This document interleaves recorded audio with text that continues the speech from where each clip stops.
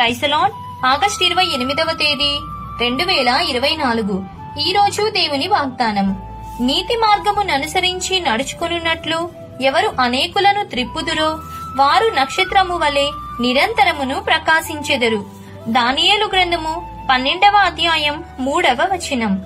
నీవు నేను ఆకాశ మండలములోని నక్షత్రము వలె ఉండాలంటే నీతి మార్గమును అనుసరించి నడుచుకోవాలి. నీవు ప్రకాశించుట వలన అనేక మందికి వెలుగుగా ఉంటావు. నీతి మార్గాన్ని అనుసరిస్తూ అనేక మందిని దేవుని వైపు నడిపిస్తూ ఉండాలి. నశించిపోతున్న ఆత్మల కొరకు ప్రార్థన చేయాలి. వారిని దేవుని సన్నిధికి నడిపించాలి. కాబట్టి ఈ దిన వాగ్దానం మీ అందరి జీవితంలో నెరవేరాలని కోరుకుంటూ దేవుని సువార్త పరిచర్యలో మీ సహోదరి. ఆమెన్. God bless you.